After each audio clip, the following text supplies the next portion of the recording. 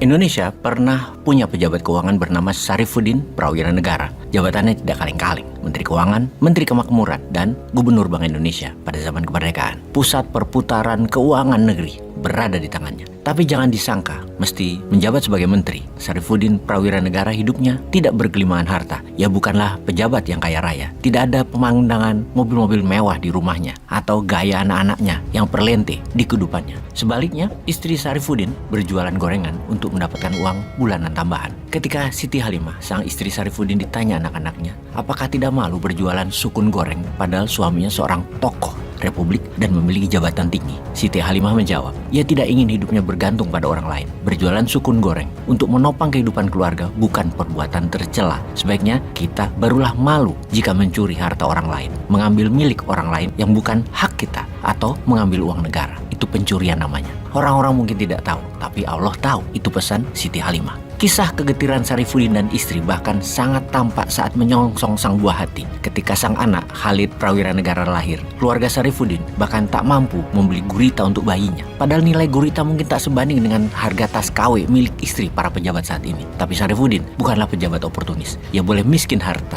tapi kaya jiwa. Tokoh yang terkenal dengan prinsip hidup, takut pada Allah, tidak ingin menggunakan sedikit uang negara sekedar untuk membeli kebutuhan anaknya yang baru lahir. Sang istri akhirnya menggunakan kain bekas dengan menyobek kain kasur untuk gurita sang bayi. Saat menjadi Gubernur Bank Indonesia, Syarifuddin juga dikenal sebagai pejabat yang lurus. Ia sangat hati-hati mengelola keuangan negara, bahkan saat berhubungan dengan sejawatnya sendiri. Suatu hari, ketika Anwar Harjono, Ketua Gerakan Pemuda Islam Indonesia, mengunjunginya dengan maksud meminta proyek yang resmi. Proyek yang diminta Anwar Harjono bukanlah proyek haram, tapi proyek halal. Tapi siapa sangka, Syarifuddin justru menolaknya dengan prinsip anti nepotisme yang sangat kuat. Syarifuddin balik berkata, saya ini Gubernur Bank Sentral Indonesia, bukan Gubernur Bank Masyumi. Syarifuddin menegaskan segala aktivitas tata kelola keuangan tidak boleh dipisahkan dari ajaran agama, agar tidak terjadi kesenjangan sosial ekonomi di tengah masyarakat. Begitulah Syarifuddin mewarisi keteladanan sebagai pejabat tinggi keuangan Indonesia. Ia rela hidup sederhana asal rakyatnya sejahtera. Beliau enggan mengambil sepeser pun uang yang bukan miliknya. Bagi Syarifuddin, seseorang tidak boleh menyelewengkan amanah yang diberikan demi kepentingan pribadi,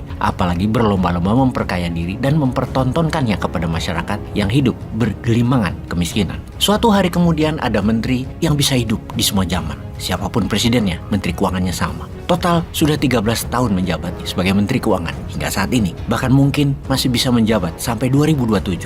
Kita mereview sejarah sebentar. Pada era pemerintahan Presiden SBY meledak skandal kejahatan perbankan Bank Senturi yang biasa disebut Century Gate sebesar 6,7 triliun rupiah. Kasus Century Gate ini diduga melibatkan sang pejabat sebagai pengambil keputusan penting ketika itu. Ternyata bukan itu saja skandal selama menjabat sebagai menteri. Ada juga kasus mafia pajak yang melibatkan pegawai Direktorat Jenderal Pajak Gayus Tambunan. Sementara di eranya pemerintahan kemudian yang sekarang, publik dihebohkan juga oleh kasus mafia pajak yang kali ini melibatkan pejabat eselon 2 di Ditjen Pajak, Angin Prayitno namanya.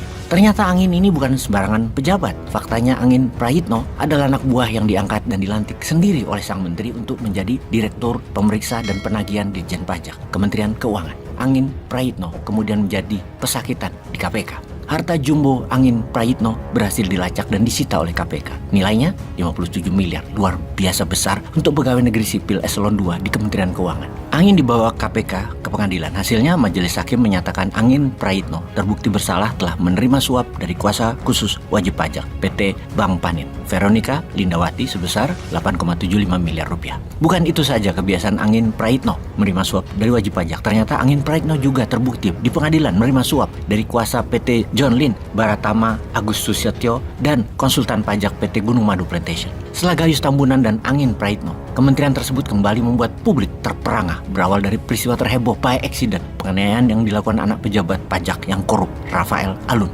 Perilaku korupsi sang anak buah seperti berebutan dan saling susul menyusul. Setelah harta hasil korupsi Rafael Alun dibongkar, giliran Pusat Pelaporan Analisis dan Transaksi Keuangan atau PPATK membuka data hingga 300 triliun rupiah. Ini skandal keuangan terbesar sepanjang sejarah dunia kali ya. Hebat prestasi ini. Di mana kejahatan pencucian uang itu tercatat sesungguhnya lebih parah dari korupsi. Namun bisa-bisanya ada skandal mega dahsyat 300 triliun rupiah dari hampir 200-an transaksi yang didiamkan, bahkan tidak ada gerakan penuntasannya. Hebat, asli, hebat banget. Bak jamur di musim hujan yang tumbuh di mana-mana. Bermunculan ke permukaan data tentang harta kekayaan sejumlah pejabat anak buahnya yang lain. Perilaku anak buahnya di Dijen Bea Cukai hingga Dijen Pajak yang senang mengoleksi dan pamer barang mewah seperti motor gede dan lain sebagainya. Untungnya netizen ora sare. Sungguh netizen saat ini adalah pahlawan perjuangan terhadap kebenaran. Pejuang sejati yang ingin membuat negara ini menjadi benar, bebas korupsi dan menghukum koruptor. Menghadapi serangan netizen yang ora sare, pejabat jadi sibuk nggak kerja namun lebih banyak menangkis serangan netizen. Juga istri pejabat dan anak pejabat sedang bersih-bersih halaman sosmed. Akun dibuat private dan memperbanyak mengupload kegiatan pengajian.